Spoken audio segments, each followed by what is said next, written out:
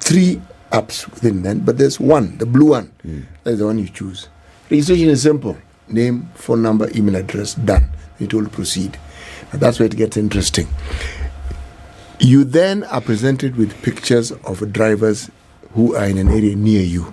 Pictures, almost the size of the full screen of your phone. Their phone number, the vehicle they're driving, the number of miles they've covered, and then you're also told how far they are. So you can decide, if I want to travel the next half an hour, you look for a driver who's 30 minutes away, and so forth. But at the same time, once you've chosen, 2 codes are sent to your phone. You will not know what they are for until you've entered the cab and you want to leave. And the driver tells you, please, there's a code you are sent, please enter it. When you enter the code, then they leave. When you get to your destination, they tell you, now that we've reached our destination, please enter the second code. It's only then that you will be told how much you owe. But the beauty is this. When you chat with the drivers, they tell you, this app pays us very well. In fact, they'll tell you, I have been told, that of the other apps I have, and they all have several, said this one pays me the best. But it doesn't stop there. Maramoja has a wallet.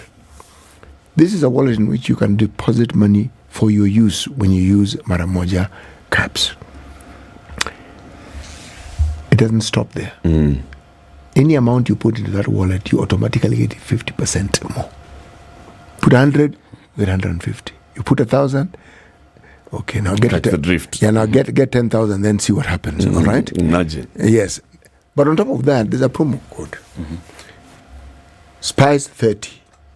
When you're prompted to enter a promo code, you automatically also get 30% discount. So when we say this is a unique app, we've given you reasons why we're telling you it is not only unique, but it's beneficial.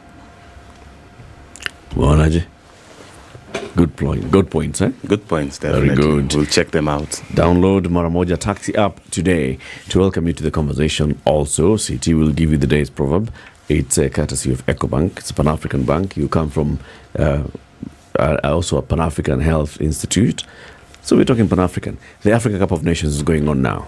One of the key sponsors of this one is EcoBank, and they are across the continent. Yes, they are. Quite a number of countries. So throughout Africa, Pan-African Bank, obviously, and then also in different parts of the world, Europe, Asia, and the Middle East, and saying, how about we start the year with a better you, a better bank, a better Africa, and putting their support behind sporting activity, which is drawing the continent together at this point, and seeing that talent that's coming out raw. But saying, you know what, we're putting our support behind because we also are interested in seamless transactions, in seamless experiences and responsibilities when it comes to banking. So a better bank, a better you, a better Africa with EcoBank. Kabisa. Courtesy of EcoBank, City. The day's African proverb. Yes, from the Kingdom of Morocco. Okay. Now, maybe you didn't know this, but the sort of government Morocco has a very unique one. Okay? It's called a unitary parliamentary semi-constitutional monarchy. So when Kenyans talk about what system we mean, forget this Westminster, you have a hybrid that works for you. If you want 3 deputy prime ministers, have them. If you want a president and a co-president and then a deputy president, have it. Whatever it is you think, whatever works for you, go for what works for you. Right. The proverb. There is no queue at the gate of patience. There is no queue at the gate of patience. Michael, when you hear this proverb, what do you think the Moroccans are saying? I think the Moroccans are generally telling you that, your patience should never win out. Yeah. So definitely just keep your eye on the goal. Yeah, no matter how long it takes. Yeah, you'll just get to, the intended goal. Okay. Yeah. Now, the World Neglected Tropical Diseases Day is coming up. When is it and why is it important? Yeah, so this is the 3rd celebration that you're having on the 30th of January this year. And this is after it was officially recognized by the World Health Assembly in 2021. That is May, the 74th World Health Assembly.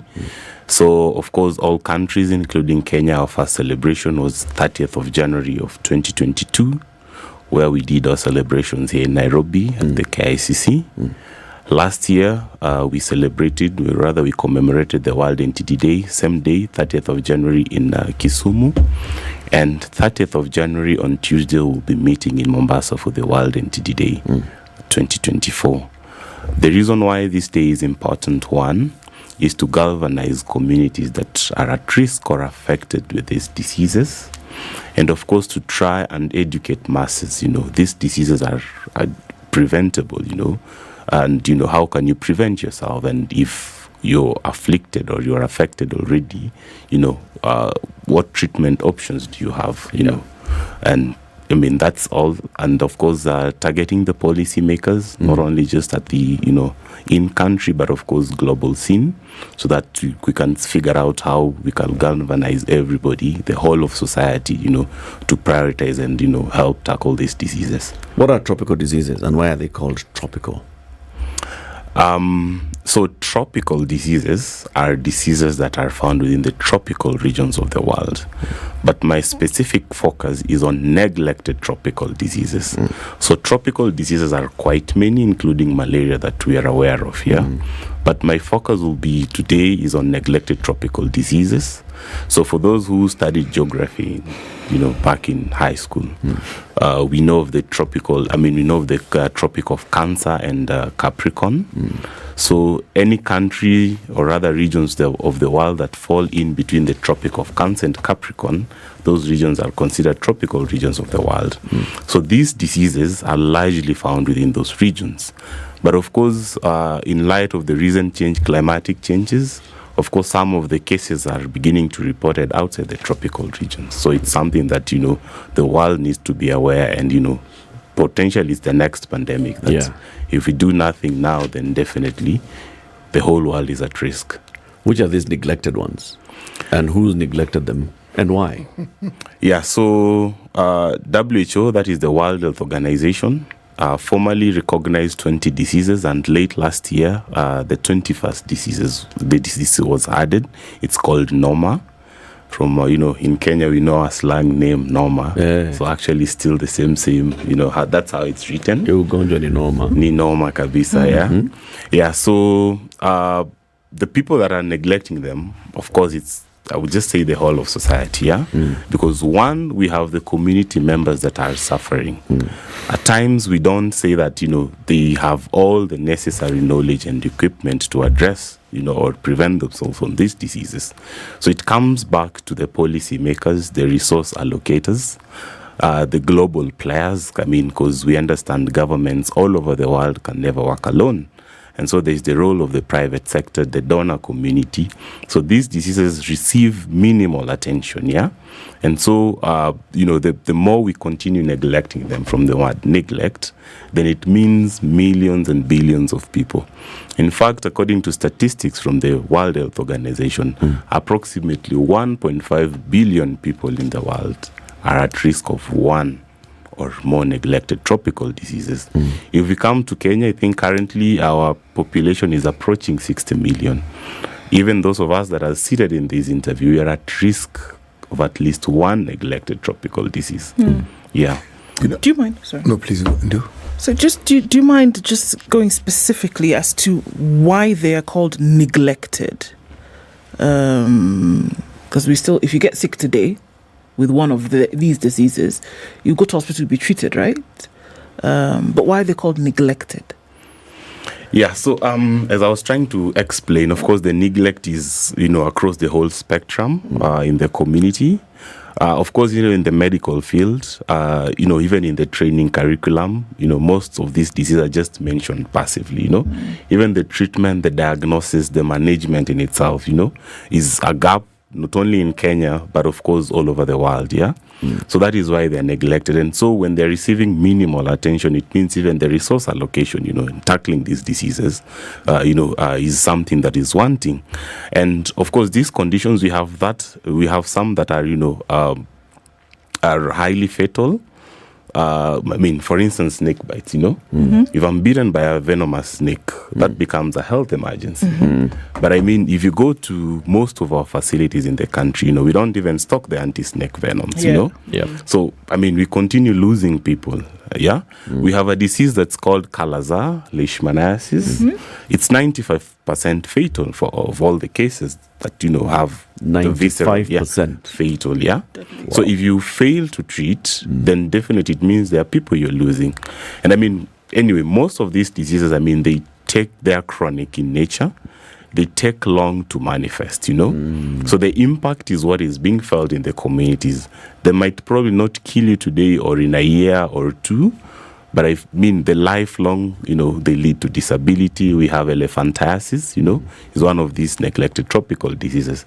It's not a disease that, I'll get infected today and then in a year or two, I'm already having the manifestations, How long does it take? It will take even up to 15 years, Okay. And now when you have the clinical manifestations, the impacts are devastating. Yeah.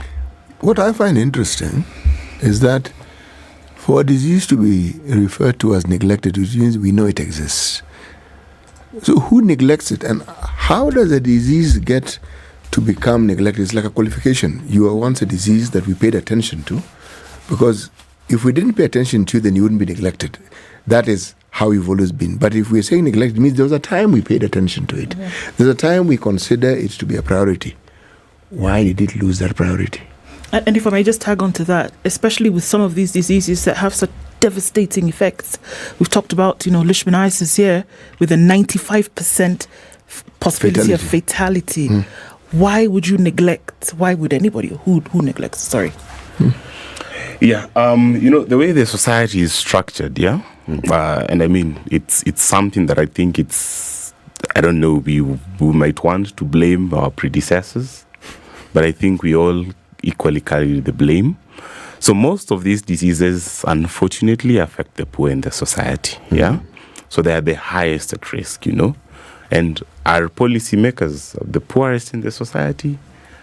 Your answer is as good as mine, So, we, the people that, have the financial capability, they focus on the disease, or rather they prioritize diseases that, they think they're at risk of those diseases, And so,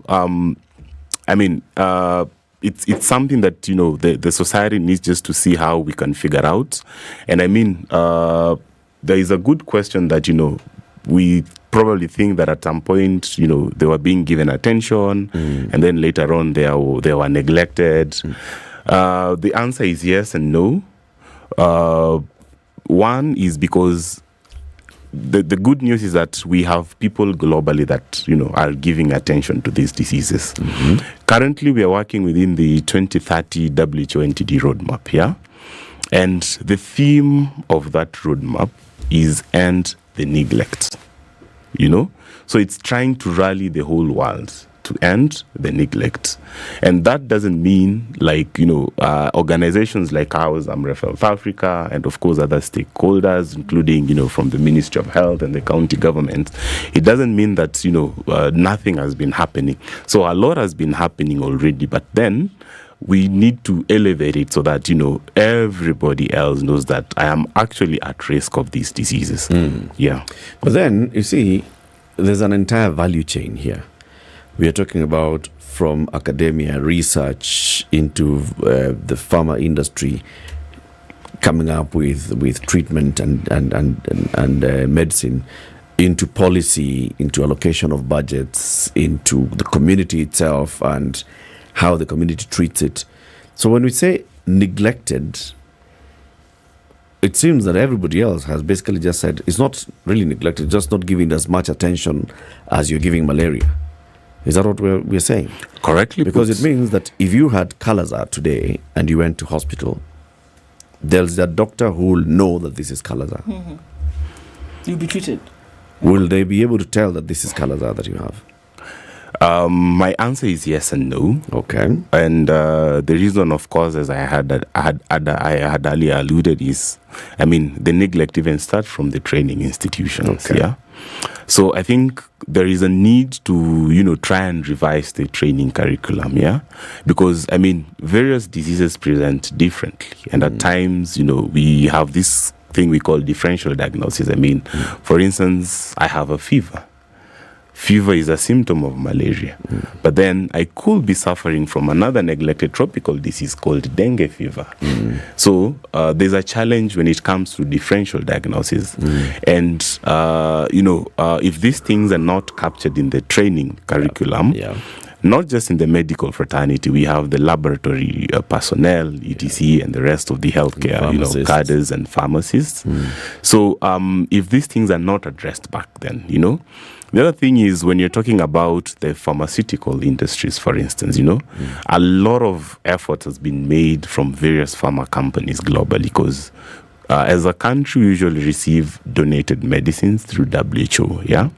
And, I mean, someone is meeting this cost in as much as they come to the country free of charge, but someone is meeting this cost, I know it's been in Kenya's plan to probably try and, do local manufacturing and production of medicine. I think that has been part of the agenda of the current government and, of course, also from the former government as well. So I think, if we can already begin, for instance, just producing in country some of the medications that we require to address some of these conditions, I think that will be an initial step in the right direction, And of course, training of the various medical personnel. So we've been doing that already, trying just to capacity build and orient the various health workers on the treatment and management of these conditions. So a lot of effort has been going on, but not unless you've interacted with these conditions, then it becomes difficult for you to have the expertise in managing. So can we say that one of the contributing factors to this neglect is prevalence?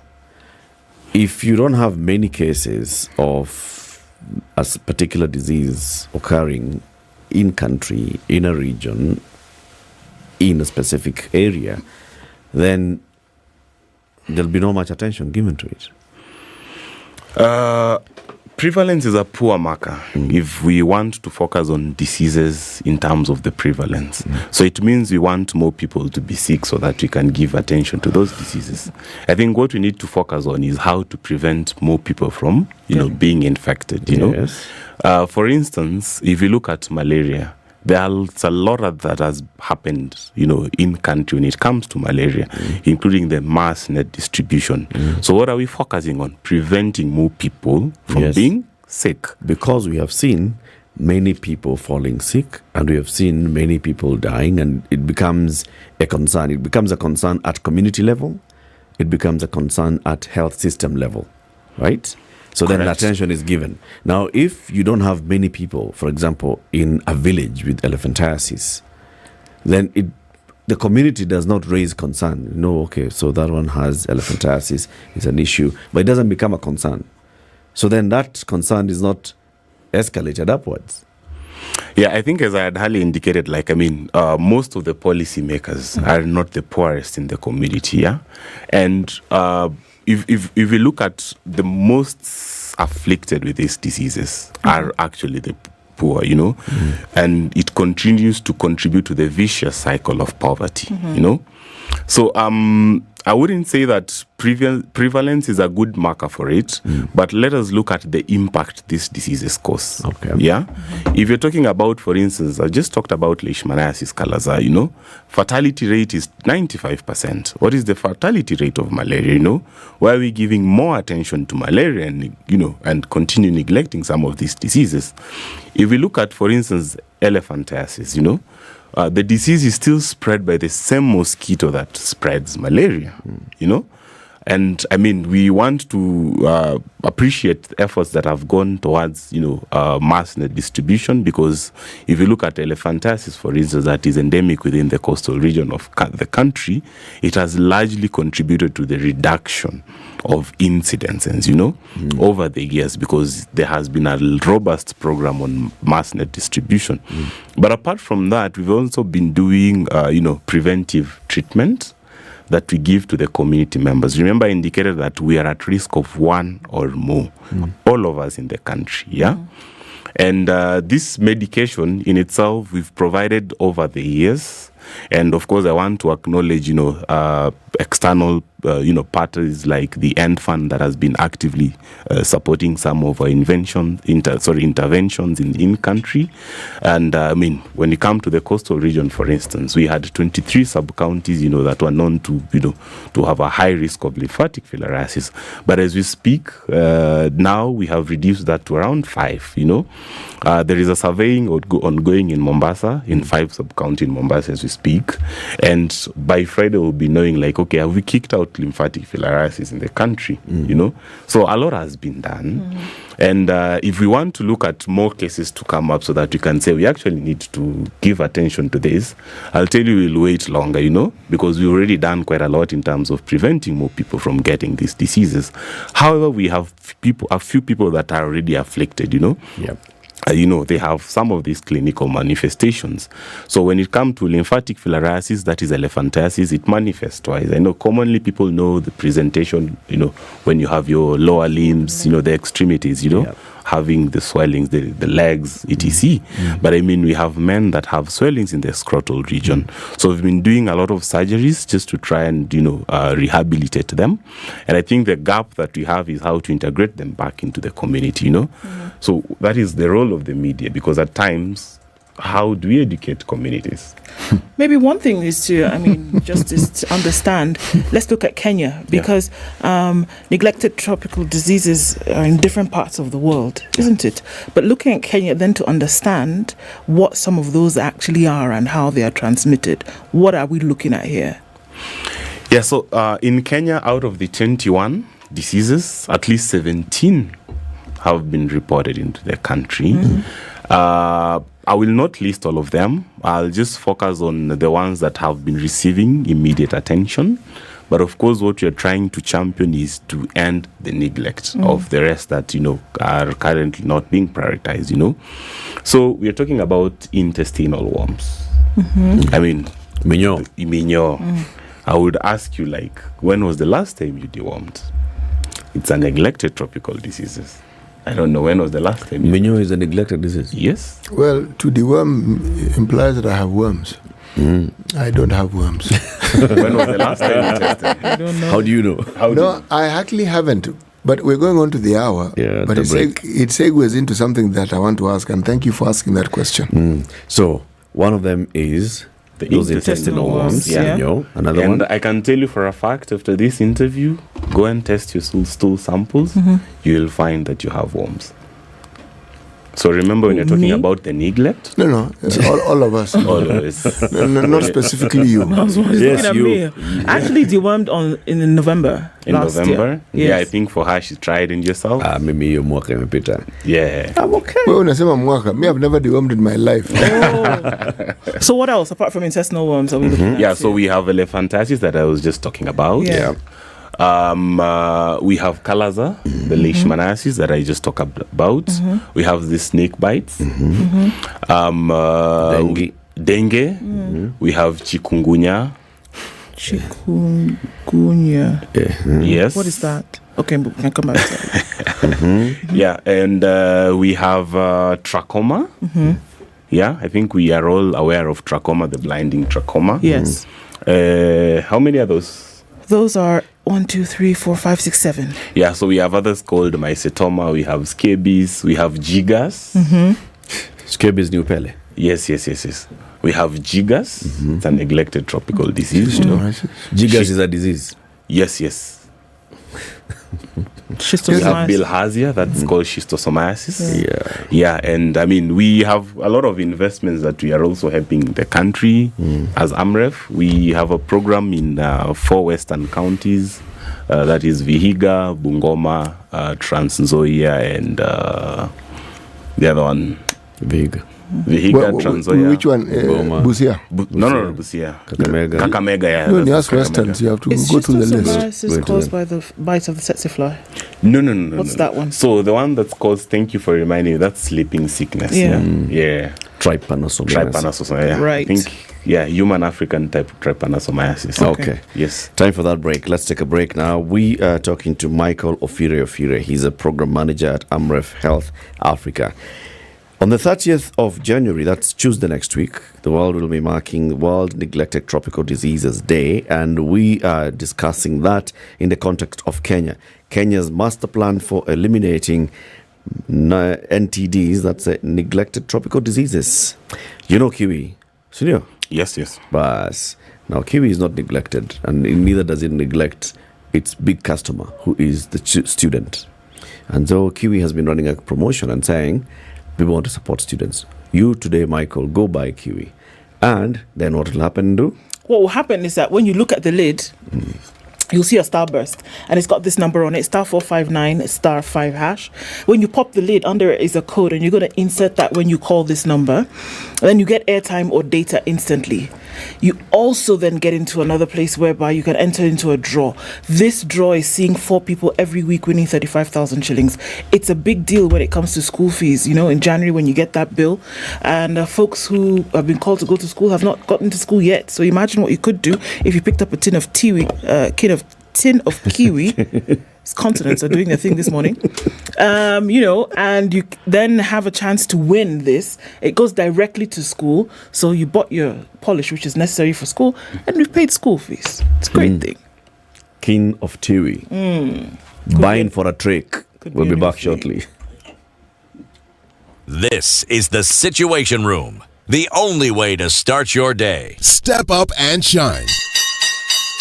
It's that time of the year to win big with Kiwi. Stand a chance to win school fees worth 35,000 Kenya shillings weekly and instant airtime or data. Here is what you simply need to do. Visit your nearest store, buy any participating Kiwi tin with a fabulous new design nationwide. Dial *459 *5#, enter the unique code you'll find under the lid, and you could be the next winner. Kiwi, your trusted partner to protect, shine, and waterproof your shoes. Terms and conditions apply.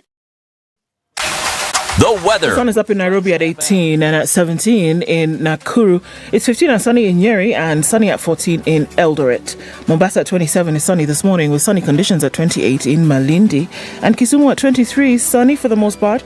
And in Kakamega at 21, sunny as well. You guessed it, it's sunny in Kampala at 20 and mostly cloudy at 26 in Dar es Salaam. And we're looking at sunny conditions at 16 in Johannesburg, while it's mostly sunny at 29 in Mogadishu. Addis Ababa at 14 is sunny. And we're looking at partly cloudy conditions at 26 in Lagos and sunny at 23 in Kinshasa.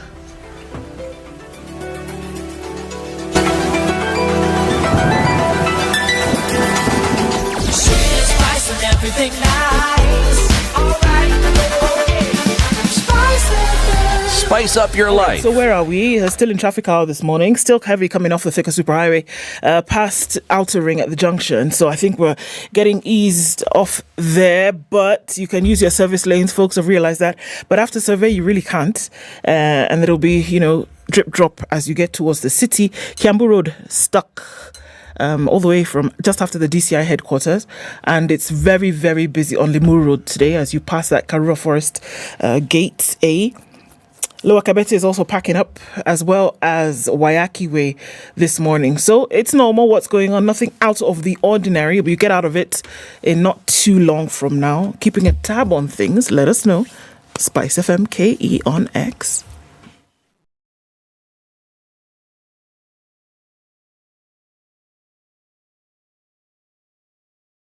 Mature, intelligent talk every morning. Spice up yourself.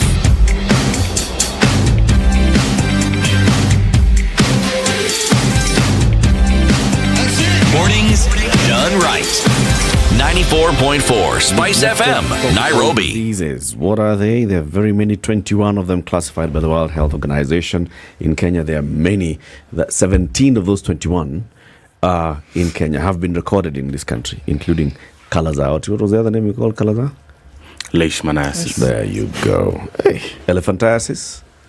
Lymphatic filariasis. Yeah. Dengue fever is dengue fever. Yeah, dengue fever is dengue. Chikungunya is chikungunya. Chikungunya, correct. Bilharzia is bilharzia. Schistosomiasis. There you go. Scabies? Is scabies. Jiggers? Tungiasis. So anything with this issis, you see a swelling of something, right? Not necessarily. Something. So what is this? What is this cis? I'm just asking that question because it seems that Cis. yeah, with these Tells you ones, it's you neglected. see. So then, I guess on that question, then Michael, is that just because they're called neglected, when you hear neglected as an individual, you assume that it's not that important. Yeah. Isn't it? And could that now lead to why they have been neglected? Because of maybe the number of people who are infected or affected by them? And if they are as important as you say they are, clearly, because of some of the things that we see, the symptoms, the impact on communities, impact on individuals, why should people bother if they've been neglected and they've been pushed back into some corner somewhere? Michael is being polite. He alluded to people in the low economic strata of the economy bearing the brunt of these diseases. Yeah. Now, it is a sad and very unfortunate reality, but people in that bracket tend to be neglected. So let's forget the disease, people. The population. That cadre of individuals, say even in a country like Kenya, we are likely to be neglected. They bear the brunt of everything.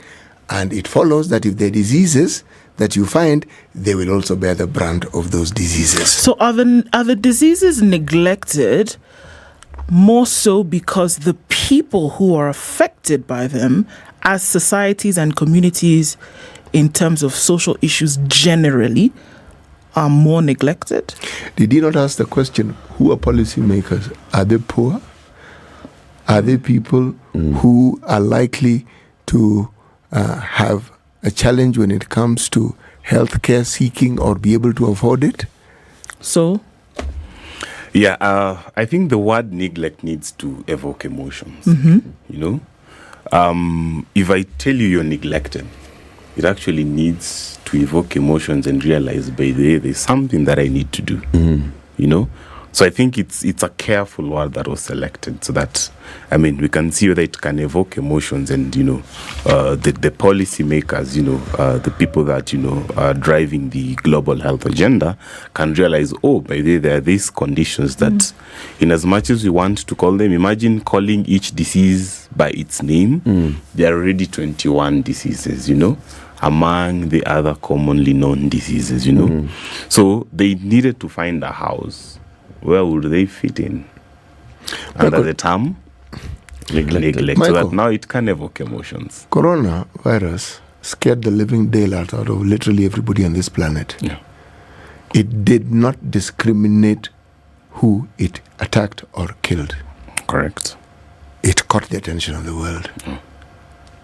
When you look at non-communicable diseases, let's look at cancer. Let's look at why cancer is such a big issue.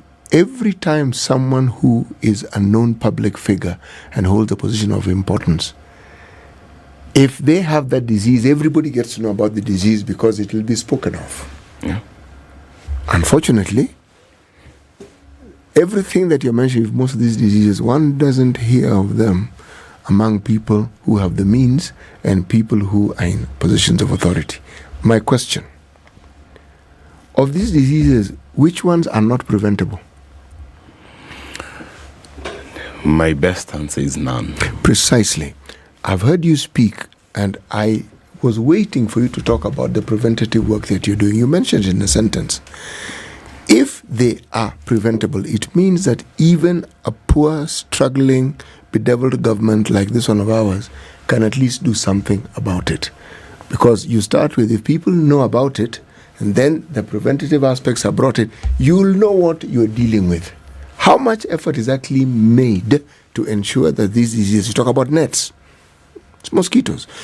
How much effort is actually made to ensure that people are aware? You'll tell us, the media, we're talking about it, but how much concerted, deliberate effort is made that people know about it, the areas where it's prevalent, and what is being done? Because if that is done, if they're prevented, then the issue of setting up this and setting up that and providing drugs for this will be reduced immensely, because that is a cost factor. The moment you bring in medication, the moment you bring in treatment, you're talking about cost. And that automatically will hive off a huge population because they can't afford it. And yet, they can afford to prevent it. All right, let me just pick up from where you left. And I think we all know that prevention is better than cure. Do we really? Yes. And prevention is cheaper. Do we really? Cure. So, I want to appreciate the national government in Kenya. They've done quite a lot in terms of, championing and addressing the burden of neglected tropical diseases. Case in point, the ministry in itself, I don't work for the government, but I think we need to, laud the government where, it has, made deliberate efforts. If you're having officers with a dedicated section head to give priority and focus on these diseases, I think that in itself is a step in the right direction. Yeah. Because these officers have not been allocated other duties apart from focusing on addressing the 17 neglected tropical diseases in the country. I think we need to... and then the other thing is... we give treatment in the communities, and of course that is the government working hand in hand with the non-governmental organizations like ourselves, AMREF of Africa. We know the government can never work alone in everything, because they are limited. That will mean they spread themselves too thin. So that is the role of non-state actors. How do you complement government efforts? I indicated we've been giving preventive treatment. And when I'm talking about medication, not all medication is curative. Okay. Some are meant to prevent. For instance... You're talking about the prophylaxis. Yes, the prophylaxis. Yes. Correct. So some are meant to prevent you from, acquiring a certain condition, Yes. And if the condition is still in its infancy stage, the medication will actually kill the pathogens, or the parasites, it will actually kill. And because, one, I have 500 Kenya shillings, I will treat you for elephantiasis. But if I leave you alone, the cost of surgery is 40,000 Kenya shillings. Yeah. So which one is cheaper, giving you medication as preventing or waiting for you in the theater? So what's been done now? Because we're talking about the master plan, Kenya's master plan for this, and you're saying the ministry has dedicated even desks to deal with these neglected tropical diseases. Now, is it an issue of mapping out the areas where you're likely to find chikungunya, dengue, this and the other, and then coming up with those programs that we talk about preventive measures, community awareness? Is that happening? Correct. A lot has already gone into that in terms of, mapping. And of course, beyond the support that the government is giving, by the fact that you have a policy document in the country, you know, that already shows government commitment, Okay. You're talking about a master plan 2027, 2023, 2027. That's a roadmap that the country has undertaken and indicating by 2027, there are some diseases that we have earmarked to kick out of the country, And, if for you to kick that out, it means that you have to understand the burden. How do you do the burden? You have to do the baseline and mapping surveys. A lot has been done when it comes to mapping and, and understanding, which counties, are endemic of which diseases, Yeah. But the reality is not all diseases have been mapped. Gotcha. Remember, we are talking about 17 diseases that have at least been reported in the country, and 21 diseases listed by the World Health Organization. So you realize this is resource intensive, in economies like ours, Let us look at COVID-19. Even countries that have the most developed healthcare systems, did they break down? Definitely, yes, Yep. So, in as much as we want to, we're putting our government to task to help us, strengthen the health system. I think all countries learned from the COVID-19 pandemic, and I think there are already deliberate efforts, both in the country, and I think recently last year you heard of the primary care network that was launched by the Cabinet Secretary for Health. And all these things are trying to see how can we pick early cases in the community, for instance, so that we prevent community members from disease progression, because when these conditions progress, some are irreversible, some are not treatable, some will lead to fatality. I want to ask a rhetorical question. But before I ask the question, let me agree with you that if you know how the Ministry of Health works, you'll be amazed at what they actually do. You'll be amazed at the time and the expertise that is actually dedicated to diseases around this country. It's truly fascinating. But my question now begins with the but. Of all these initiatives, how many of them, 3 categories, are fully donor funded, assisted, fully Government of Kenya funded? It's a rhetorical question. I'm asking the question because I'm going somewhere. I don't want a response to it. I'm simply saying, in the absence of support from donor funds or donor funds pushing that particular agenda, would we be able to manage these diseases? I wouldn't want to say that it's donor support pushing this or the non-state actors, But there is nothing wrong with that because their role is to elevate community voices, One, by the fact that a government is owning and launching a policy document, that already shows that the government is at the center of it. So our role is just to come in and support government efforts. We never come up with any programs that we think will work for the country. Okay. Let me give you an example of a policy that I know of, adopted by the WHO, and the process by which it was arrived at. Let's say the policy of, test and treat in HIV. Any policy that is owned by the national government, the Ministry of Health, WHO, has to be evidence-based, meaning research has to be conducted. Literally all medical research projects in this country are donor-funded. I'm saying all, literally. If there are some which are not, you can point them out to me. I'm not saying there's anything wrong with it. I'm simply saying they are donor-funded. Funded, literally.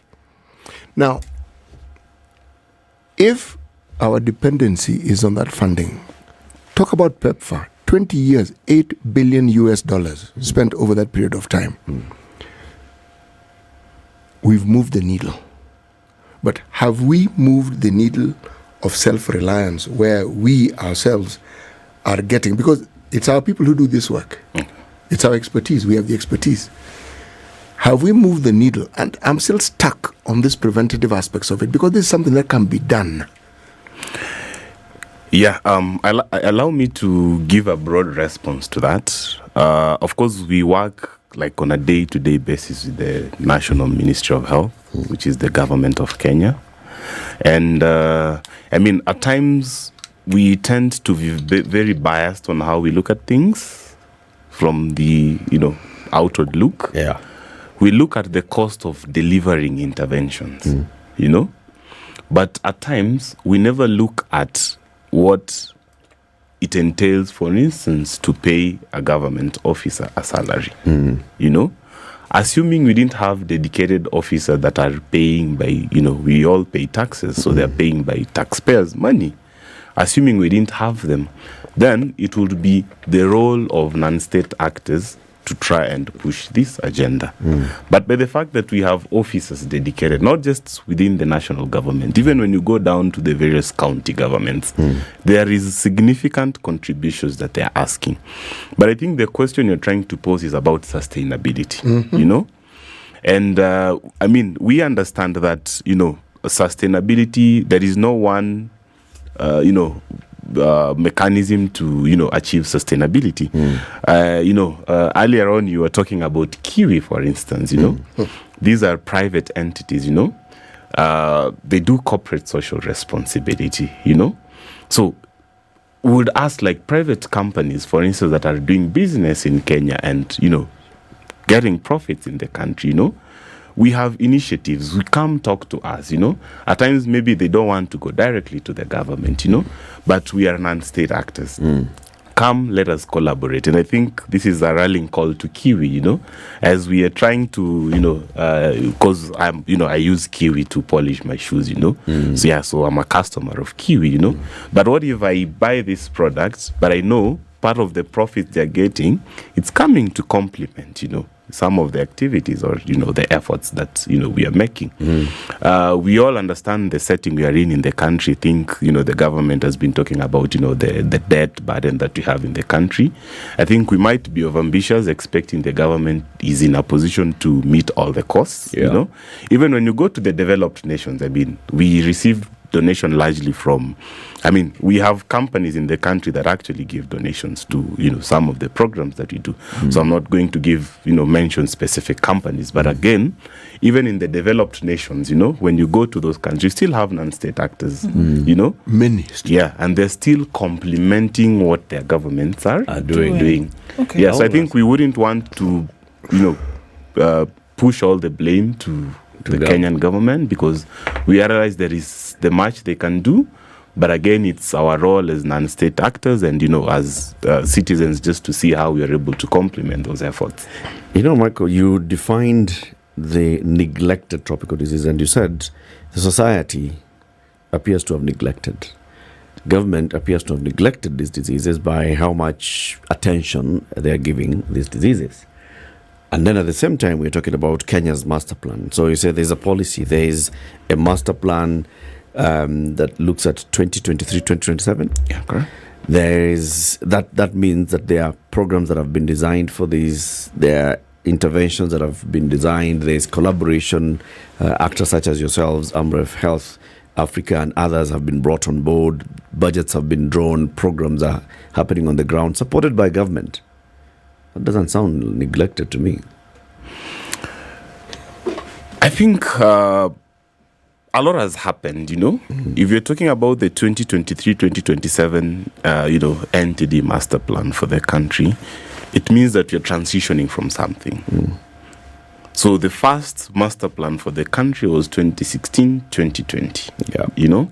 And in between, the government came up with another strategic document that was called the Breaking Transmission Strategy, that was from 2018 to 2023. So there has never really been a vacuum. So I think there was what the country was able to achieve by 2020. By 2023, last year, you know, there are some of the targets that the country had set and they were able to achieve. So now the 2023-2027 is trying to build onto the previous successes, you know. And for instance, elephantiasis, we are eliminating it, you know. Come 30th of January, I hope we'll be meeting in Mombasa. I think the government will be giving very positive communication regarding this, you know. There are other diseases that before 2027, of course, the government of Kenya has prioritized, because you can't, you know, you must have a strategic direction. You can't target everything, even including in your house. I don't think, I mean, you are ambitious, you have several goals that you want to achieve, but you have to set, you know, realizable targets, you know. So there are diseases that in the country have been earmarked for elimination by 2027. I think by being a key stakeholders in the fraternity of the NTD, I'm not holding any brief for the government, but of course a lot of efforts have been made, and we're going to achieve and closer to us. So I think there will be very positive communications that will be coming from the government in the near future. So are we likely to ever get to a point where then we remove the word neglected from them? This is not a neglected tropical disease. If you look at the work that we've done over the last 20 years, we've focused our attention into it. So, as far as we are concerned in this country, for example, elephantiasis is not a neglected tropical disease. It's a tropical disease that the government is putting attention on, that other stakeholders, including the community, are putting attention on. It's not neglected. I think this is a conversation that, Kenya cannot hold in itself, but I think it's something that can be championed through the World Health Assembly, And I think, once attention has been given globally, like adequate attention, until, it gets to a point whereby, people recognize that the term neglect doesn't fit the purpose anymore. I think, that conversation will be held then. But I think, as earlier we indicated, that it's not the diseases that are actually neglected. It's actually the people. Sure. Because the diseases can't be in absentia of the people. The people. Yeah. I guess the last one on this then is that in countries where we've seen other diseases eliminated, we talk about polio and measles and things like that, there was robust immunization. Is this one of the factors towards elimination as well? If there is preventative aspects that can be taken towards them, do we see things like that happening? Or I guess the broader question would be, what are some of the factors for elimination of these diseases? All right. So one, Kenya has already eliminated one neglected tropical diseases. That's called guinea worm disease. I think we are all aware of guinea worm. You can remember there's a point that they're saying if you get one case, you'll receive a prize of 100,000 Kenya shilling. So we hardly receive any cases in country because there is heightened surveillance, So something has already happened, and that was back in 2017, Other 3 or 4 will be eliminated, in the near future, and I think the government will be talking about it, I think I missed the second part of your question. So I'm just asking, what now are the factors that would be used towards elimination? Yeah. Okay. The diseases that indicated, there are 17 in the country and 21, but there are various elimination thresholds, Okay. So there is no one response that, would encompass all the diseases, Okay. Michael Ofire, Programs Manager, Amref Health Africa, thank you very much for joining us. And as we mark the World Neglected Tropical Diseases Day on the 30th of February, where will we be? In Mombasa? Yeah, we'll be meeting in Mombasa, the Tononoka grounds. Yeah, and we'll be having, of course, the high government leadership, of course, convening in Mombasa. So we'll just like to welcome the community members residing in Mombasa and, in the country at large. We'll be having the commemoration in various counties. In the western counties. Thank you. Asante sana. Keep it here for more conversations. It's 9 a.m. Spice up your life.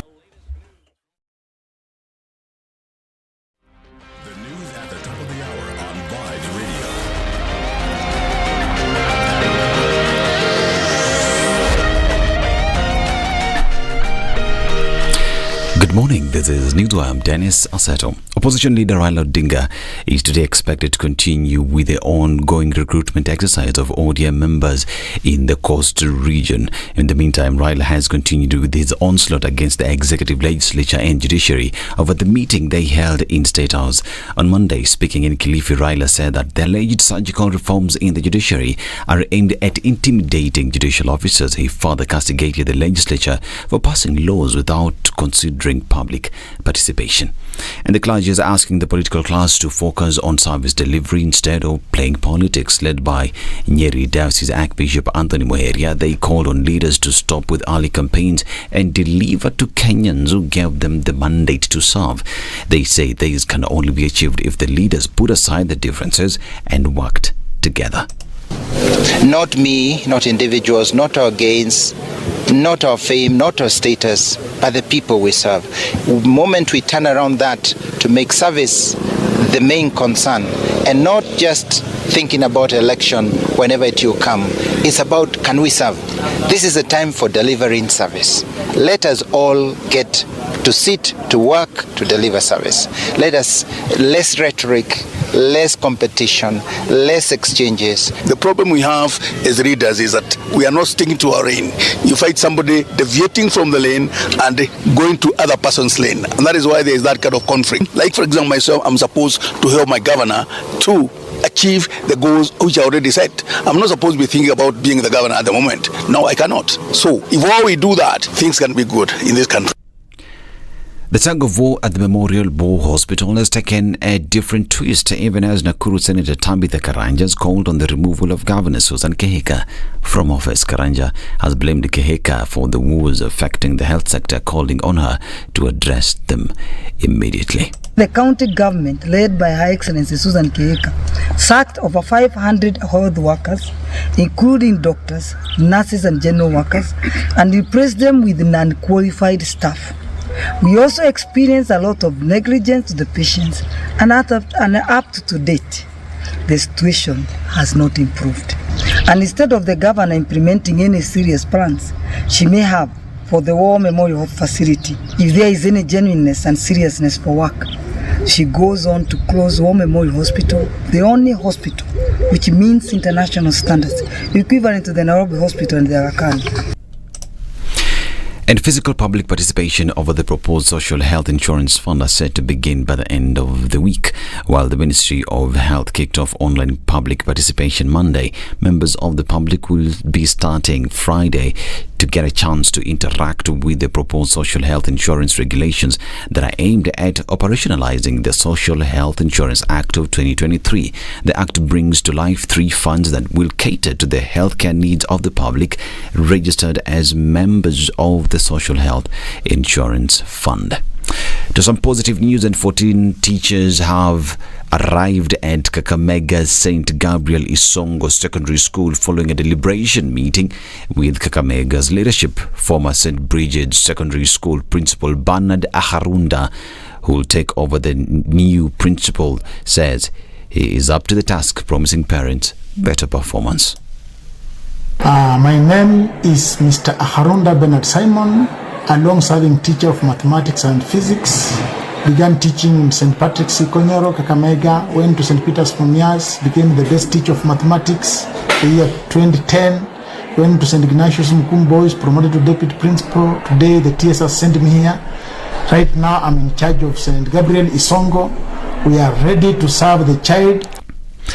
The latest development comes a day after TSC CEO Nancy Macharia said the teachers will be posted to the affected schools. We continue to follow up on this developing story. We shall be touching base with our reporters based in Kakamega, Alan Ochanda, who will be bringing us the very latest. Now, Public Service Cabinet Secretary Moses Kuria says that the National Youth Services aims to recruit 15,000 servicemen in February and will involve enlisting individuals solely on their qualifications, devoid of any favoritism or corruption. In a statement, Kuria announced that successful candidates will subsequently be posted in a public portal 1 hour after the exercise concludes. Early Wednesday, the CS announced that the nationwide recruitment exercise will take place between February 5th and 9th, 2024 in sub-counties across Kenya. Those interested must meet all the requirements, among them a minimum of D plane and above in their KCSE exams. This is Newswire. I'm Dennis Aseto. Good morning.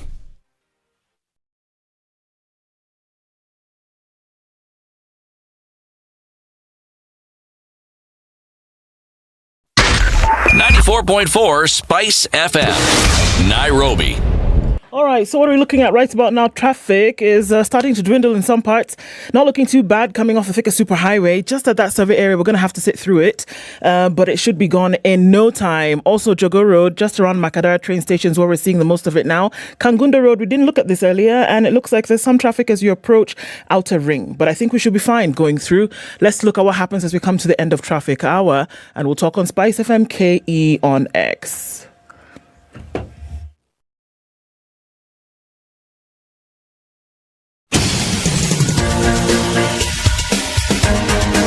This is The Situation Room, the home of hard-hitting political commentary and penetrating insights about the state of the nation. This is a talk radio experience like no other. The Situation Room, a place for hard truths, debates, and elevated conversations. The Situation Room, witty, political, engaging, deep, controversial. In the room, we have CT Muga, researcher, academic, seasoned political observer, a fountain of wisdom in these politically uncertain times. Ndu Okoh, Nigerian by birth, Kenyan by choice, communications expert, Pan-Africanist, a truth seeker and believer in people power, and Eric Latiff, agent provocateur, the man in the chair, seasoned journalist, news hound, a man who believes in punching up, not down. This is the Situation Room. Let me tell you, the about only water. way Water to is not start just your day. water. Drinking water is not just drinking water. You have got to think, what kind of water am I taking? So, is the water pure? Is it water that is suitable for human consumption? Now, how do you know that? It's a source of the water. When the water is coming from the sky as rain, it comes okay. When the water is coming from the ground, it comes okay if it has passed through proper purification, because there's water that will come from the ground and then it meets now impurities on the way because there was a burst sewer somewhere, then it mixed somewhere on its way. But if the water has come from the ground at Keringet and then bottled at source, then that is very good water. For what? For human consumption. Sindio? Yep. Because you're talking about the minerals. As it's coming up, it's then been properly filtered. It's been infused with the natural minerals of Kenyan lowlands and the Kenyan ground. And that's why we say, own your richness when you take Keringet. Indeed. On to our Justice Thursday conversation now, the final hour of the Situation Room. And our next guest is the Honorable Justice Kanyi Kemondo. He is the chair of the Committee on Operationalization of the Judiciary Desks at Huduma Center. Judge, good morning. Good morning. Happy New Year. Happy New Year. Welcome to the Justice Thursday hot seat. Thank you very much. I'm sure you've seen your colleagues here, and they've done very well, and you're also going to do very well. Thank you. Karibu tena sana.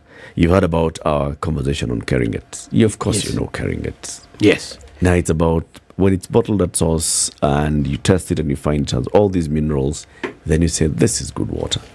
And they've told us to tell you that whenever you're thinking water, think Keringet, because you will be thinking about the richness of Kenya. Then also our friends in Kiwi have also told us, when Justice Kanyi comes, please tell him the work that we are doing. Yeah. Do. And then also ask him to go to a supermarket today and buy a tin of Kiwi. It's the It'll one I be- use. I can see myself my in your shoe. shoes. It's clear evidence that you do. So this is the thing, because buying a can of Kiwi, you see, I don't know why I'm doing this today. A can of Kiwi, a tin of Kiwi, is a magical thing. You know why? Because somebody else could benefit because you picked up that tin. Now, when you pick up that tin and you see the starburst, that is the one we want you to pick. Yes. There's a number there. It's a *459*5#. So even still while in the store, you dial that number, you can pop the lid, and under the lid you'll find a code. As you dial the number, you input that code, and there's something for you. It's data, it's airtime. This is where the magic happens, because then you're entered into a draw. And this draw is recognizing that 4 people every week are winning 35,000 shillings. And it goes directly to school fees. And you find that you win. It doesn't necessarily have to be for you or somebody in your family. Because it goes directly to school, somebody else could benefit. And that's the magic of shining your shoes, shining up for somebody else. Imagine. And you're helping society. You're helping Absolutely. society. You're helping society. Judge, we always start the hour with the day's proverb. It's an African proverb. And CT this time has been supported by EcoBank, the Pan-African Bank, to go across Africa and to look for the best proverbs from that country. It's a Pan-African Bank. It's supporting the Africa Cup of Nations this year. But they've also told CT, please go to Morocco and get proverbs from Morocco. And so today's proverb is, CT? From the Kingdom of Morocco. And Judge, Yes. when people talk about hybrid government systems, you have to refer to Morocco.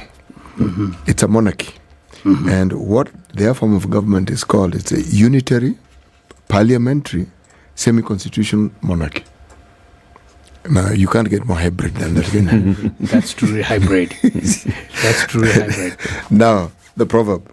There is no queue at the gate of patience. There is no queue At the gate of patience. at the gate of patience.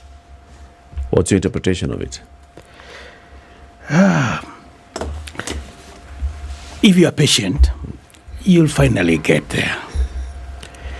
And you don't have to do like our people here who have bad habits of jumping queues, overlapping. If you're just patient, you'll find there is no queue at that gate of patience. That's the way I interpret it. That's the literal interpretation. The example you've given, as you're saying it, I was just picturing You could just see. Yes. Some of these black SUVs, you first of all hear this sound, wong, wong, and then all of a sudden, 3 black vehicles. And then, the next thing, a jam. There was no jam, but now there's a jam. Suddenly there's a jam. Yes, because they've created a lane which didn't exist. Exactly. Yes. Exactly. We've been talking about the social transformation through access to justice. This is the principle that Chief Justice Martha Koome came and said, let's do this. So let's make sure that more and more people have more easier and direct access to justice. And justice is not justice if it takes long, right? It's as fast as possible. Now, there's a new thing about justice being accessible through the Huduma centers. You're the chair of this committee, operationalizing this. Let's start from the thinking behind it. What is the rationale? Thank you very much. The Honorable Chief Justice has a blueprint, like you said, of social transformation through access to justice. Its cornerstone is to come up with an institution that is strong, robust, independent, but accessible to all, particularly those people who have been far removed from the center of justice, or disenfranchised, if we say.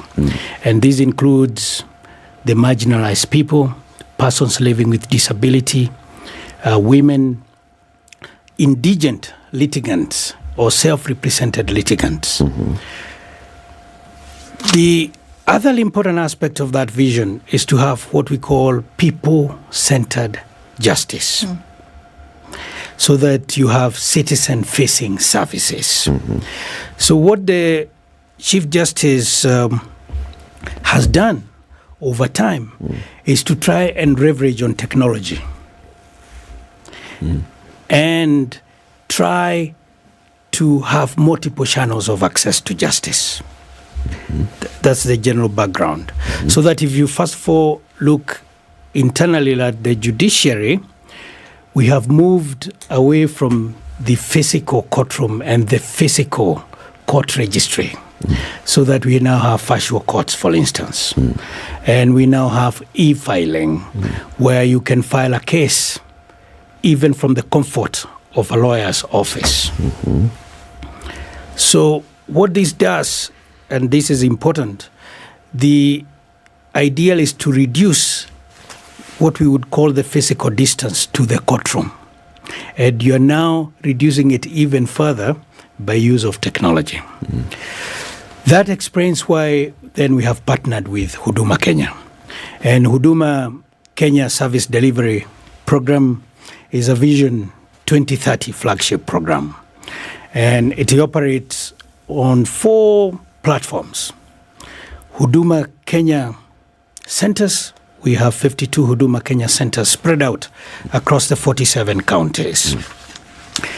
And what the judiciary now wants to do is to have a desk in each of these Huduma centers that will offer judiciary services. And we're going to get deeper into that topic. So that now for this self-represented litigant, as he applies for his identity card on one of the desks, or as a student goes to the Higher Education Loans Board desk at Huduma, if he wants to follow up on proceedings in the courtroom, or if he wants to pay a fine, then that could be done in one of those counters. So that the one-stop shop system for Huduma Kenya services will now help the judiciary to ride on that success and reach more of our customers. Yeah. I guess my question was going to be why choose Huduma, but then I guess you've gone ahead and answered that because we're assuming that this is where everybody is anyway. Yes. At some point you're getting some of these services done. Where are people accessing these judiciary services today before linking up with Huduma? Oh, that's a very good question. We have developed a number of platforms in the judiciary. One of them is e-filing. And if you go to e-filing on e-filing.go.ke for the judiciary, you'll find that you can file a case. Yeah. You can follow up on a case. You can take a date. So you do not have to come to the courtroom at the moment to get basic registry services, at least a number of them. You do not have to come to the courtroom to do your case because of the virtual court platforms. In fact, you ask a good question. The presiding judge of the criminal division at the High Court, 99% of my work is done virtually. Really? I only go into the open courtroom to do a case where the accused person needs to come into the courtroom. There could be physical exhibits that need to be seen. There could be a number of lawyers who need to cross-examine and so forth. But if it is a miscellaneous criminal application, if it's an application for bail, if it is on the day you're coming to take plea for the offense of murder, at the High Court I only try murder, I do it on the virtual platform. It saves everyone, and particularly our prisons, a lot of money because they do not have to transport our citizens into the courtroom unless it's extremely necessary. So a lot of these services are available on other platforms. But we'll now be leveraging on this and using the success of Huduma to reach even more people across the country. That is the answer that I would give. Okay. Let's just list those services that are immediately available once you roll out these at the Huduma centers. Yes. What services are these specifically? There'll be the following. First and foremost, you can file a new case. You can go into the Huduma desk. This will be from the 29th of January, Monday next week. The desk should go live.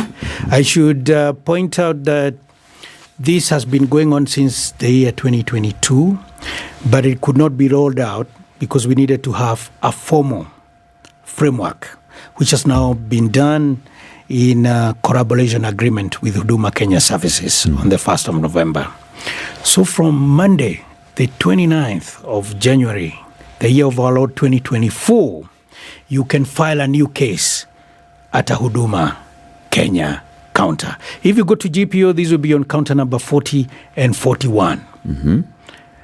What does filing a new case mean? It means that, that's a very good question. It means that you'd come into the center, you have already prepared, say, a plaint, or you've prepared your divorce papers, or you've prepared your claim of a commercial nature.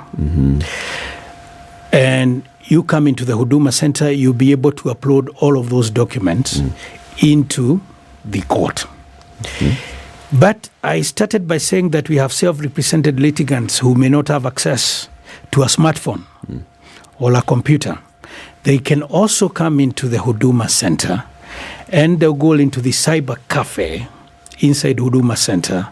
They are there in each of those Huduma Centers. And at a small fee of 150 shillings, that is assuming that they can't type, they can't do anything, all of these documents will be prepared for them end to end and uploaded. But if you can do this and you haven't prepared the documents again in the cyber cafe, you can prepare your own documents there at a small rate of about 10 shillings per, I think, a few minutes that you spend in there, and you'll again upload your documents. So that is a new case. Okay. The new case will then be received. I should say this that the person behind that desk is a judicially member of staff, but stationed at Huduma Center from 7 a.m. to 7 p.m. They'll be wearing braided outfits like any other person in the Huduma Center, but they are judicially members of staff. Okay. They'll be backed up by other members of staff in the registries. We can call them the back office members of staff. So this case will be uploaded. It will be received on the other side, and you'll get a case number. And after that, you're good to go. The other service that is important following immediately after that is you'll be able to apply for summonses for this case so that you can serve them on the opposite party and so forth. So that's one service. Two services. Yes. You can also, if there is an existing case, you can come up into the Huduma Center and upload like a reply or a defense to that case. You can also, if it's an existing case, have another service. You can take a date for hearing of that case. That is yet another service. You can pay a fine. You can pay filing fees. In fact, fines are interesting because the way we have conceptualized this, you would have Latiff arrested somewhere, say, in Kisumu. And fined on the highway. He's very far from Nairobi. And the family members are in Nairobi. What the courthouse, wherever you've been taken for this traffic case will do is issue a document specifying the amount of fine that you need to pay, for instance. And then once we have that document in Nairobi, where your family lives, if they're next to a Huduma Center, assume they were traveling, they can also pay this fine for you into the system. And it will reflect immediately. And then you should be able to go scot-free. Yes. So those are some of these services that we'll be offering. But I should add one more. Because we have sufficient technology in each of these counters, you can also follow proceedings that are taking place in court. So like the factual proceedings. So again, you have this self-represented litigant or an old person coming up from the village and time is running out and the court is about to start. They can enter into a Huduma Center, log in, and they'll be helped to log in, and they can follow the proceedings. So you can see it's a big picture. I should issue a caveat here that on Monday, the 29th of January, 2024, this will be rolled out in 6 pilot Huduma Centers. These will be at the GPO, at the City Square, at Kibra, at Eastleigh, at Thika. In all of those 6 centers, and Makadara, in all of those 6 centers, those services will be available on Monday. And the vision is to roll out this in the second phase of this program to all the 52 Huduma centers countrywide. Yeah, I think you keep answering questions that I wanted to ask because I obviously... That's the trouble with lawyers. You preempt and anticipate, right? Yes. Because we do know that Huduma services are available around the country, oftentimes domiciled at county headquarters. And so the question was that will all of these services then be available around the country? One of the issues with access to justice, which I believe was now approached by the CJ and this rollout, is that, people around the country wanted to be able to access it. And that, if you are not in proximity of the capital, then you wouldn't be able to. So then this is clear that with the centers around the country, there's then that proximity to the access of justice. So will it be available at every Huduma center countrywide? Yes, in the fullness of time, all of these services will be available in all the 52 Huduma centers in all the 47 counties. Remember also that it is being backed up by the e-filing system. And at the moment, the e-filing system is available in 10 of our counties. In courts, in all courts in 10 of our counties. And we are hopeful that by the end of February, we'll have rolled out e-filing into all the 37 other counties. Because this is the backbone of the service that we're trying to offer at Huduma. So the short answer is, on Monday, in 6 centers, in Kiabu because of Thika, and in Nairobi, and in the fullness of time, it will be available in all the 47 counties. Okay. Yes. So you've said the people that we'll find there are officers of the judiciary. Yes. And they've been trained on these particular services. Yes. Now, there's a matter here of some fees here. You pay a fee here, then you can access the desk. You pay a fee here, you can access internet. You pay a fee for this and the other. How do we eliminate issues or the risk of an officer sitting there and wanting to pretend or impose themselves as, I'm going to help sort you out. In fact, hii yako tukifile saa hii itaenda kwa judge leo afternoon, utapewa date kesho. In fact, hata by Sunday, ashakupatia judgment. That's a very good question. And it raises two issues.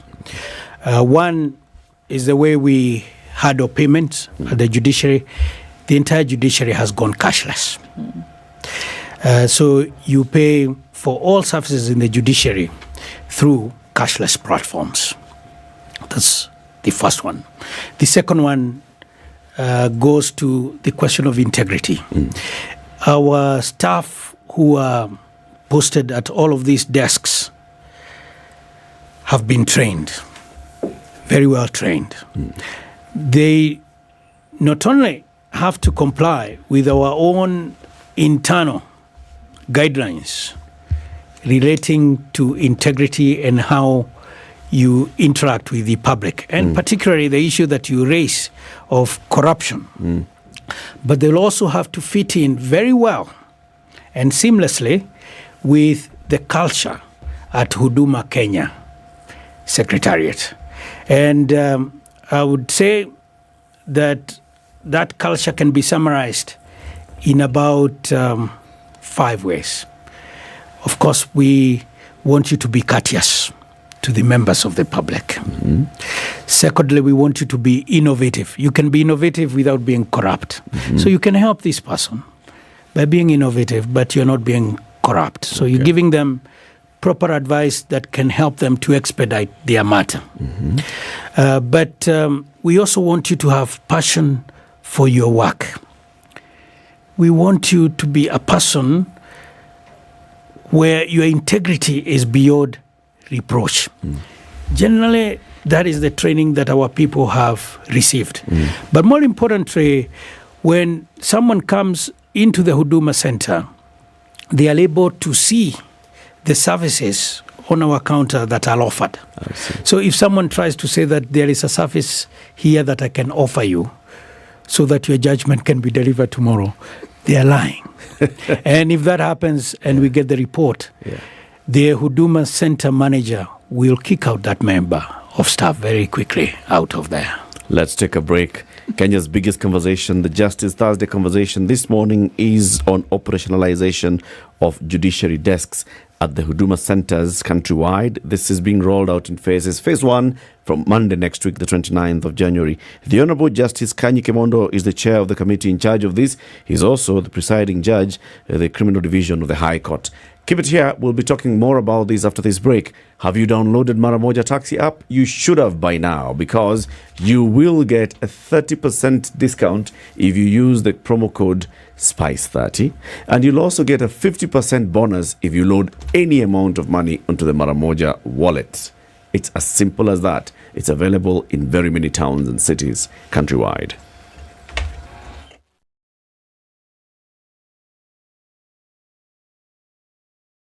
This is the Situation Room, the only way to start your day. Step up and shine. It's that time of the year to win big with Kiwi. Stand a chance to win school fees worth 35,000 Kenya shillings weekly and instant airtime or data. Here is what you simply need to do. Visit your nearest store, buy any participating Kiwi tin with a fabulous new design nationwide. Dial star 459 star 5 hash, enter the unique code you'll find under the lid, and you could be the next winner. Kiwi, your trusted partner to protect, shine, and waterproof your shoes. Terms and conditions apply. All right, is it as busy as it was earlier? Not really. We're seeing traffic dying down in many parts as we come to the end of traffic hour. Just a little bit left on the Thika Super Highway, and then Uhuru Highway is taking up everything that everybody's left behind as you get into the city. In and outbound traffic on Uhuru Highway coming in from Westlands will continue to be a bit busy, at least for now. Also on Limuru Road, we're still dealing with the dregs of morning traffic, but I think we've done well for a Thursday. We're keeping an eye on things through the morning. Talk to us on SpiceFM KE on X.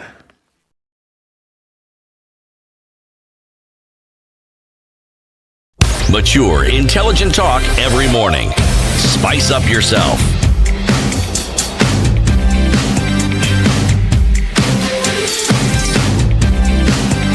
Mornings done right. 94.4 Spice FM. Spice FM on YouTube, on Facebook. We'll also be live on KTN News shortly. The services that will be available in Huduma centers, first of all, from Monday, will be in GPO, City Square, Kibra, Isli, Thika, and Makadara Huduma centers. What are those services? Let me just read them, as we've been told by the judge. Filing a new civil case, right? Yes. Filing documents in an existing case, correct? True.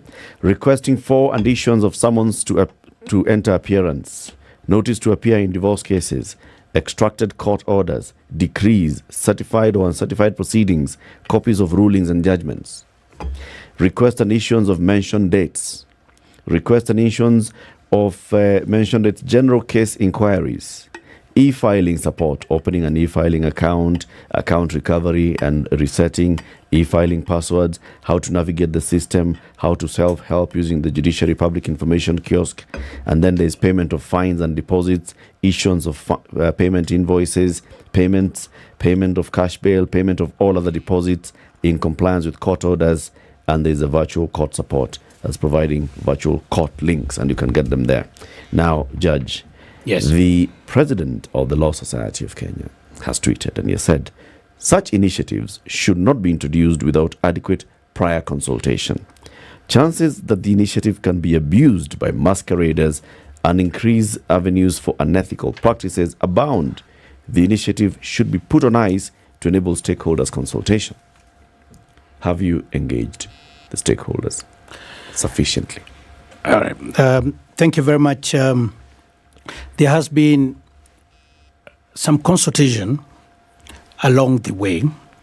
In fact, some of our key stakeholders would be the Law Society of Kenya, because that's where the lawyers are disciplined. That is where the lawyers get their bread. And they are very important stakeholders in the administration of justice. Other, of course, important stakeholders would be non-governmental organizations, particularly those that help the indigent, for instance, Kituo, Shashaliel, and so forth. One of the activities that will be going on this afternoon at 3, we have a further consultation with the Nairobi branch of the Law Society of Kenya.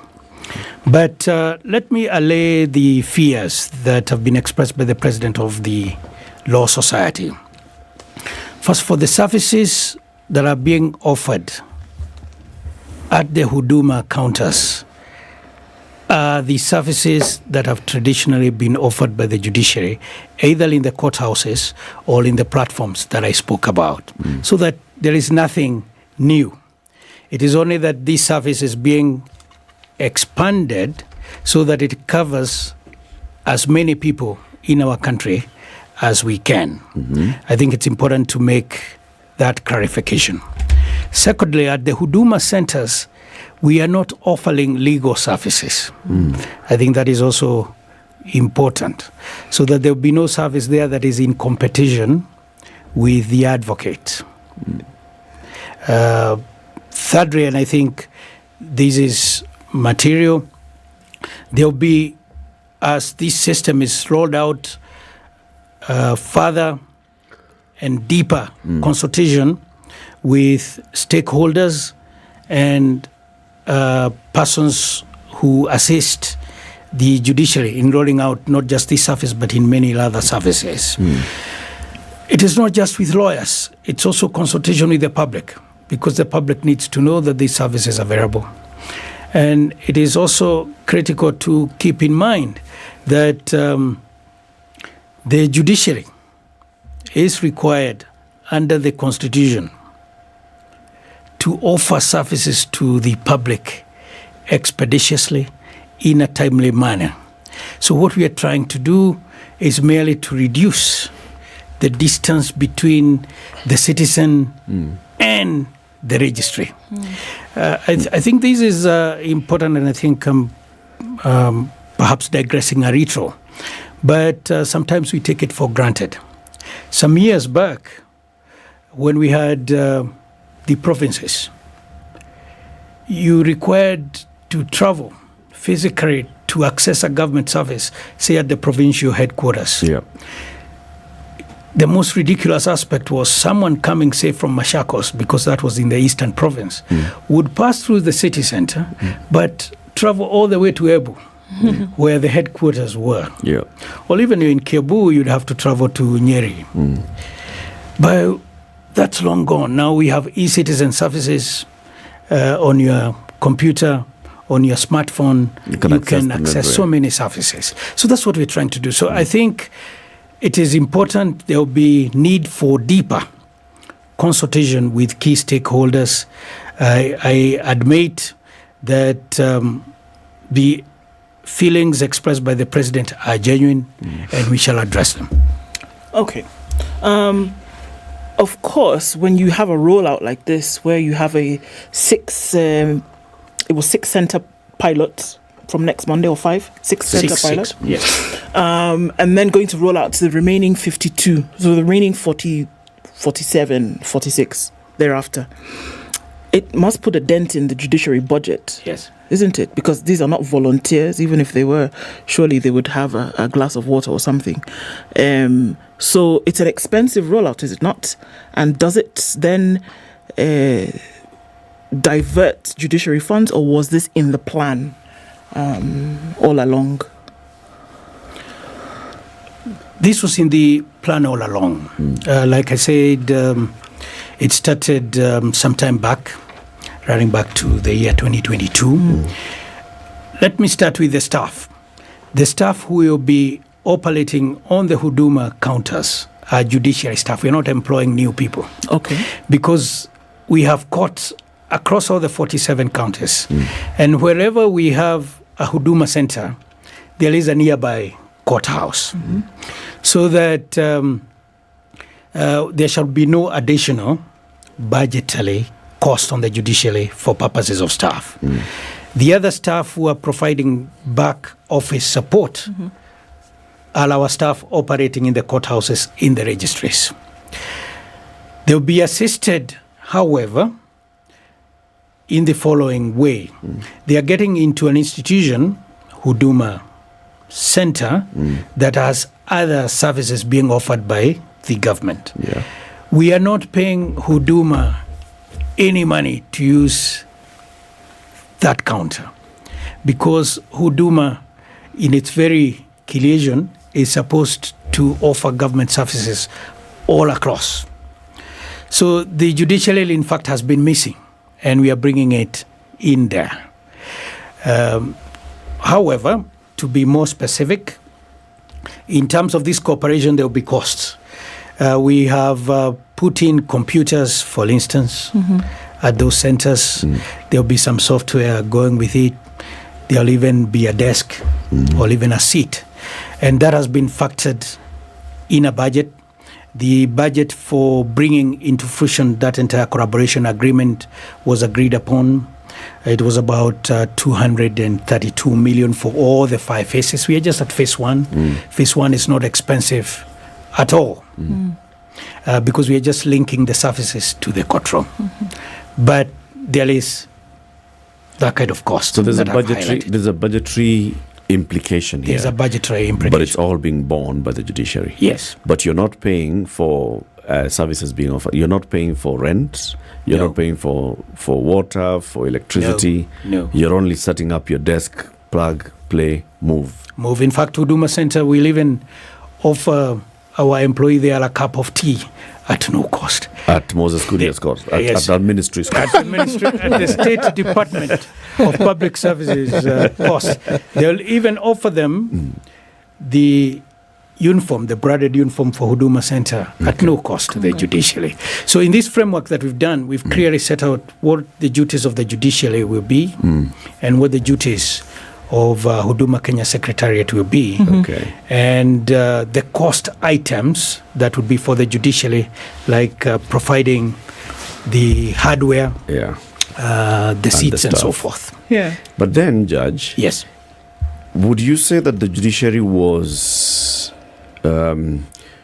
adequately resourced human-wise before we move into Monday's Huduma Center? I'm asking that because you're saying you're not hiring any new staff. Yes, for the time being. It's a staff who work for the judiciary who will be deployed to the Huduma centers, yes, working 12 hours a day, 7 a.m. to 7 p.m. Yes. Through several desks. Yes. Who are they living where they were working before? That's a good one. So that in terms of the pilot program, it's not a challenge, but I also explained that wherever we have a Huduma center, we have a courthouse nearby. But obviously, and you raise an important matter, the member of staff who goes to offer services at the Huduma center has left their desk at the registry. Yeah. So going forward and in the fullness of time, the judiciary will have to hire more members of staff, and that's ongoing. We've never had enough staff in the judiciary, all the way from the top. That is why we want even to hire more judges for the High Court, more judges for the Court of Appeal, and it cuts across the board. We need more secretaries, we need more court assistants. So this has all been factored, but it's an important service. However, except for the very busy stations, say like GPO or Kibla, for instance, many of the other Huduma centers may not require more than one member of staff, but the busy ones will require at the front office to have at least two.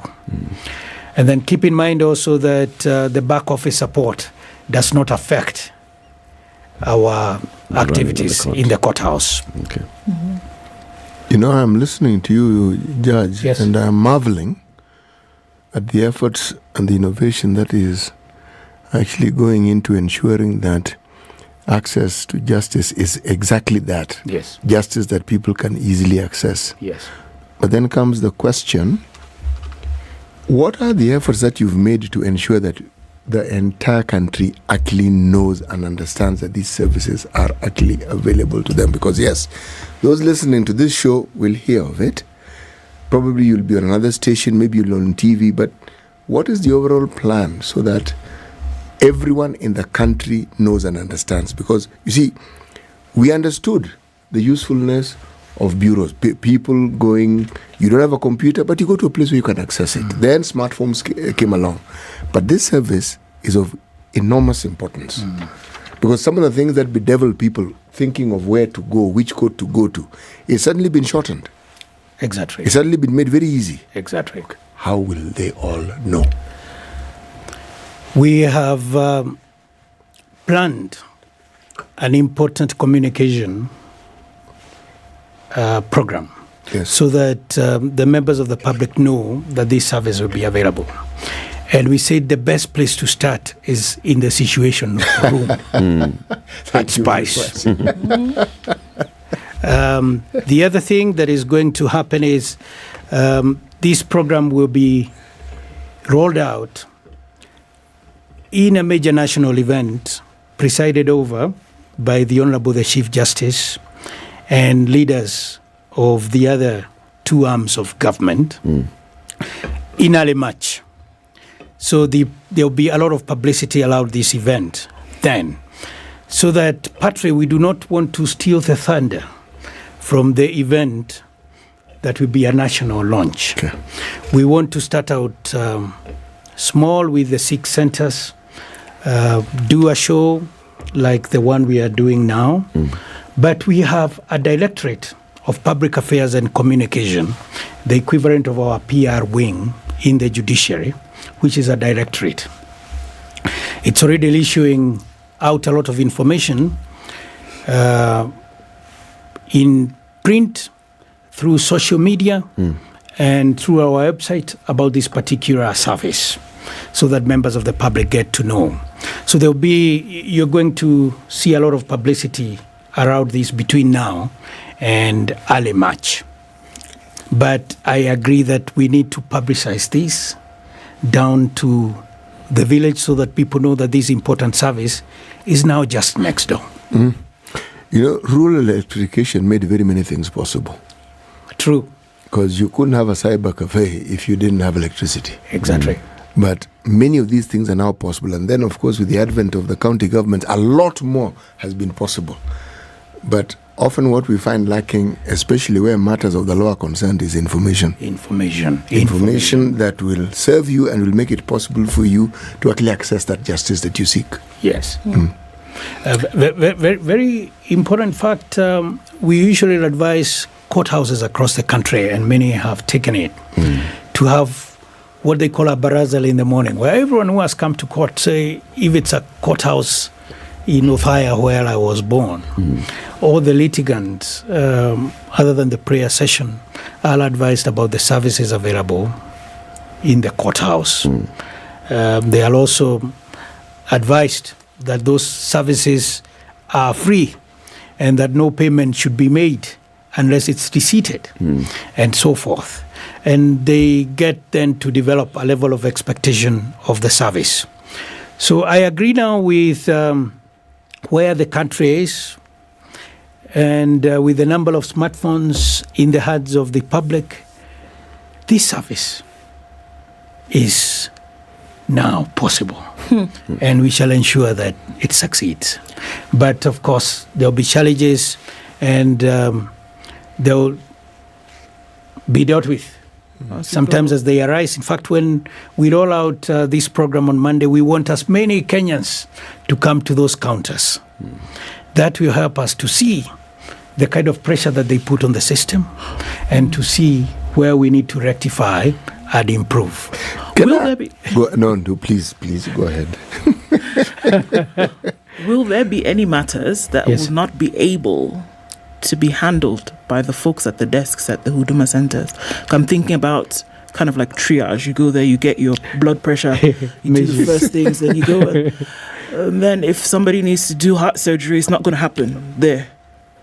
Are there going to be things that would need to be then escalated? Yes, true. So that other than the services that we have isolated here and that we gave at the beginning of the program, other services will have to be accessed at the courthouse.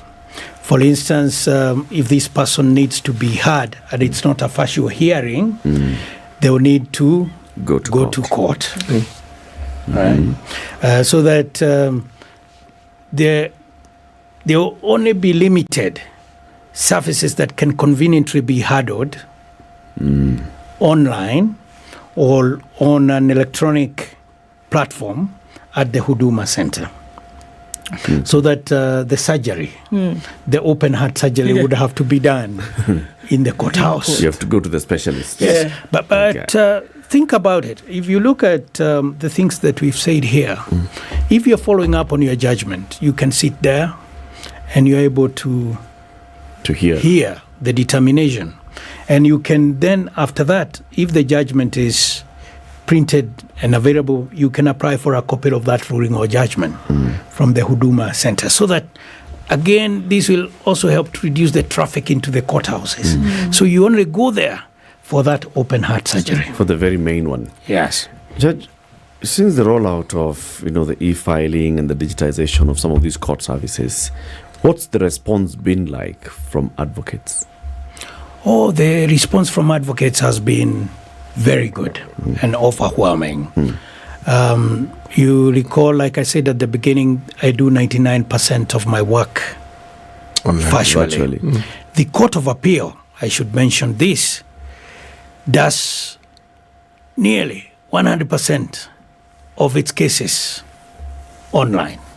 Started all the way when COVID came, and courts had to be innovative to continue offering the service. So lawyers are now able, when they come onto the e-filing system, they get credentials, and they're able to file their court cases from the comfort of their law firms. So that has really helped. They can take a date for this case. The case may be had virtually. The judgment to be delivered, they can get a copy. So we've had tremendous support from lawyers. Okay. It hasn't, of course, always been what I call a smooth ride. There are always some rough edges. But overall, we've received full support from the lawyers and other actors in the justice chain. Remember, here we are speaking of prisons. Yeah. The Director of Public Prosecutions. We are looking at NGOs. We are looking at the public. But we've received support, key support from all of these sectors. I'm asking this because, like, I read the previous tweet by the President of the Law Society of Kenya, Eric Theory, who's outgoing. Yes. There's going to be an election soon. One of the candidates for President of the Law Society of Kenya is Peter Wanyama. Yes. He's also reacted online, and he says, why is the CJ keen on making the judiciary subservient to the executive? What if the legal framework for Huduma services is charged in a court of law? Did the CJ consult LSK and advocates? This framework will provide a fertile ground for quacks to flourish and has a potential to kill legal practice. The CJ should have consulted widely before pushing through such a hurried arrangement. Why are we getting these kind of concerns and comments from lawyers who are top of their trade? I would explain it partly because of every new thing that comes sometimes scares people, even technology. Technology is scary. Technology is scary. We're talking of AI even now to the and so techies. forth. Oh, yes. So I think the initial reaction by Counsel Peter Wanyama, who I know very well, is that, this is a new service that the judiciary is offering. We have not been fully consulted. There could be quacks. Why is the Chief Justice doing this? Should we be housed by the executive? But we should always keep in mind that the government is one. In fact, if you look at Article 1 of the Constitution, read with Article 2, the judiciary is a co-equal arm of the other two arms of government, the executive and the legislature. But the power that we hold and exercise is donated to us by the people of Kenya. So that if you start drawing some very thin lines between the executive and the judiciary and the legislature, then you get into a gridlock that is unnecessary. For this reason, the money for all of these three branches comes from Wajiko. However, the service that we are rolling out is not any different from the services now available to the lawyers at the registries in the courthouses and on the platforms that we have dealt with in the show. All that we are doing is creating another window in line with the vision of the Chief Justice of having multiple lines of access to justice, where these people can access the service. So it's just someone who stops now at GPO, instead of going to Milimani, they get their service at GPO. There. It will not affect the independence of the judiciary, which Counsel Wanyama is worried about there. In fact, our constitution says these three arms of government are independent, but it also makes a profound statement that they are all encouraged to have interdependence. That is what we are doing by riding on the success of Huduma Kenya. Titi, what do you think? You know, it isn't just even the Law Society of Kenya or the lawyers. The legislature are a finicky lot, fussy. And I was... it's not an insult, I'm just describing them. I was going to ask this question, even when we talk of public participation, is it possible, is it feasible that just like various committees of Parliament will call leaders within the ambit of government in the wider sense of the word to Parliament to explain certain things, is it possible for them to have sessions where this is presented to them after the launch so that you say, folks, you may have questions? I say this because every day or every weekend these people are out talking to their constituents. Yes. It helps tremendously when part of their messages have to do with the services you're offering. It may work even better than what we're doing here. Exactly. Because their people listen to them. Exactly. And the same communication cascaded to, say, members of the police in a way that you think is appropriate. Why do I say this? Because when it comes to actioning what we have in our laws and as a constitution, it's the police who are supposed to do this. Exactly. And just so that people feel that they have been singled out and understood to be an important cogs in this wheel. Now, the Law Society, everything I'm hearing is they feel they want to be spoken to. So make time and speak to them as well, please, as the Law Society, so that they feel the judiciary has recognized them and spoken to them. Oh, that's a very good proposal. Like I said, as early as this afternoon, we are engaging a number of stakeholders. Yes. One of the other key stakeholders that you point out there is, of course, Parliament. Yes. And particularly the Legal and Justice Affairs Committee, which in fact is our first stop when we are asking for more funds for the judiciary and for purposes of budgeting. So there will be a lot of activities and forum where we shall be engaging not just those key stakeholders, but the members of the public to know what we are doing and the importance of this assignment. As you said, Monday the 29th, these services will be available at 6 Huduma centers in Nairobi and Thika. GPO, City Square, Kibra, Isli, Makadara, and Thika. And then thereafter, they'll be rolled out countrywide. Asante sana for joining us. The Honorable Justice Kanyi Kemondo is the chair of the Committee on Operationalization of Judiciary Desks at Huduma Centers with the Huduma Kenya, collaboration with Huduma Kenya. He's also the presiding judge of the Criminal Division of the High Court. Asante sana for joining us, Judge. Thank you so much. I'm truly grateful. You'll come again soon. We'll see how much progress you've made. Thank you so much. Thank you for tuning in to the Situation Room. Kenya's biggest conversation will be back tomorrow morning, 6 a.m. to 10. Enjoy your day. It's now 10 o'clock.